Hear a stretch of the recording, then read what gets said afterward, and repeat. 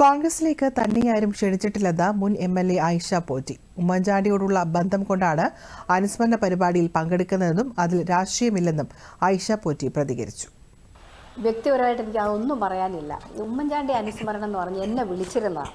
അതായത് നമ്മുടെ cent Mary's സ്കൂളിൻ്റെ HM ആയിരുന്ന റിട്ടയർഡ് HM ആണ്. അദ്ദേഹം പറഞ്ഞിരുന്നു ഇങ്ങനെ അതുപോലെ ഉമ്മൻചാണ്ടി സാറിൻ്റെ ഒരു അനുസ്മരണമുണ്ട്, സങ്കേതത്തിൽ വെച്ചാണ്, അതിലൊന്ന് പങ്കെടുക്കണം എന്ന് പറഞ്ഞു.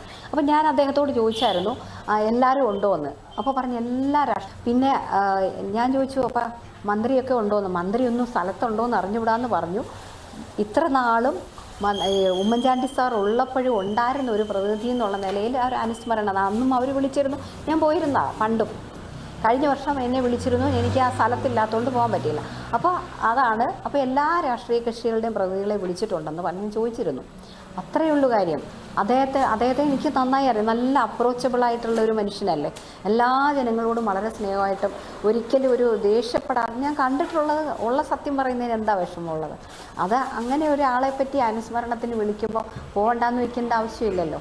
അത് ഒരു രാഷ്ട്രീയ പ്രവർത്തനത്തിൻ്റെ അല്ലല്ലോ, ഒരു പ്രമുഖനായിരുന്ന ഒരാളിൻ്റെ അനുസ്മരണമല്ലേ. അത് അവരുടെ എനിക്ക് തോന്നുന്നു കോൺഗ്രസിൻ്റെയോ പാർട്ടി കമ്മിറ്റിയോ ഒന്നും അല്ലല്ലോ. അത് CPM-ൻ്റെ